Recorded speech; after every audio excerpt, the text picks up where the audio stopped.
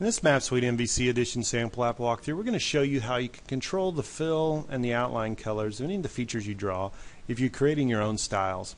So in this sample here, we've just got a basic map of the world, and you can see we've got a couple buttons over on here. One where we use the fill color of yellow, and we can click this and also change it to green. And then we can also change the outline color, so the borders here are now a gray, and we can change it to black as well. So when you're building up your own, say, area styles, and this goes for point styles and line styles too, you got full control over, how you want it to look. Transparency, colors, hatch patterns, pretty much anything you want to do, you can do with the Map Suite styling system. So let's take a look at the code to give you an idea of how this sample's working. So here, when the application's loaded, the first thing we're doing is just setting up our map and adding it to the page.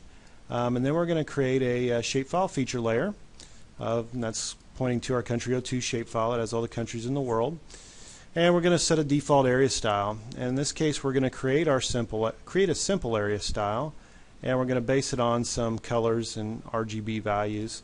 And if you're not familiar with RGB, you can Google it, and each one of these corresponds to a specific color. If you don't like using RGB values, we got other ways you can do it too with our color enumerations. So there's lots of different ways using the GeoColor classes to set your colors. We're going to go ahead and apply that to zoom level from 1 to 20, so it shows up at all zoom levels, and add it to the map and render it out. Now our buttons where we change the color are actually going to do an AJAX callback to the server.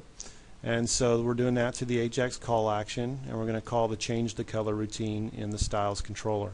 And we're passing in what color we want as a parameter, and once we're done, we're going to do a callback to refresh the map, or refresh that static overlay where we added our layer to earlier when we loaded it.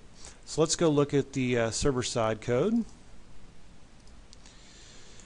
And here's our change the color routine, and the first thing we do is we come in here and we get a reference to our world layer, or our shapefile feature layer. We then pick out the color that was passed in through the arguments, and we got a switch statement here to set that color based upon what the user selected. So if the user selected yellow, we just go ahead and get the default area style off of our layer, and we reset the fill solid brush color to a new one. In this case, it's goldenrod yellow.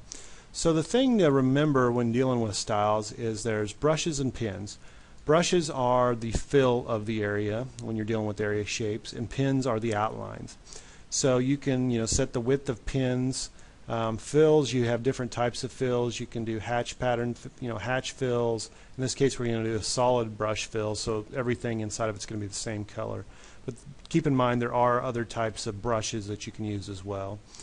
To set the border ones, we're setting the outline pin here. You can see we're just setting the color at the standard gray. And where I talked about earlier, if you don't like to use RGB values to set your colors, again, off of the GeoColor, there's all sorts of enumerations where you can just do it by name too.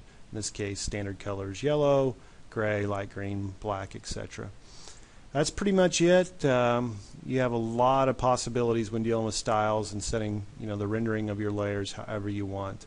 So I'd invite you to look at some of the other videos in this section and see the real power of Map Suite styling system. I hope this sample app walkthrough has been helpful. If you have any questions at all, please feel free to contact us, or you can post your questions directly on our discussion forums at thinkgeo.com/forums. Thank you for watching.